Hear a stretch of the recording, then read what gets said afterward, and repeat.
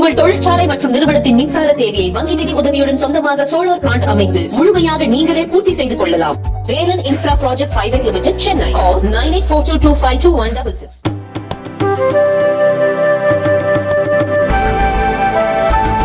தேர்தல் ஆணையம் மக்களுக்கு பெரிய அளவில் விழிப்புணர்வை ஏற்படுத்தவில்லை என தேமுதிக பொதுச் செயலாளர் பிரேமலதா விஜயகாந்த் குற்றம் சாட்டியுள்ளார். இதுகுறித்து அவர் வெளியிட்டுள்ள அறிக்கையில், சொந்த ஊருக்கு சென்று வாக்களிக்க வேண்டும் என்ற நிலையில் இருப்பவர்களுக்கு பஸ் கட்டணம் போன்ற அனைத்து போக்குவரத்து கட்டணங்கள் அதிகமாக இருப்பதனால் செலவு செய்து ஓட்டு போடணுமா என்கிற மனநிலைக்கு மக்கள் வந்துள்ளனர். எனவே வெயிலின் தாக்கம் அதிகம் என்கிற காரணத்தை ஏற்றுக்கொள்ள முடியாது.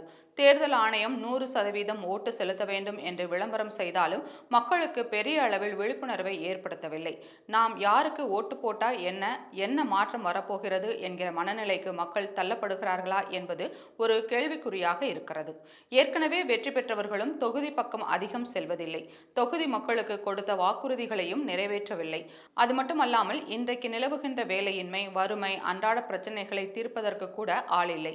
இதெல்லாம் மாற வேண்டும் என்கிற மத்திய மாநில ஆட்சியில் இருப்பவர்கள் மக்களின் பிரச்சனைகளுக்கு அதிக கவனம் செலுத்த வேண்டியது அவசியம். மக்களுக்கு கொடுத்த வாக்குறுதியை நிறைவேற்ற வேண்டும், வாக்களித்த மக்களை நேரடியாக சந்திக்க வேண்டும் என்கிற பாடத்தை இந்த தேர்தல் மூலம் கற்றுள்ளனர்.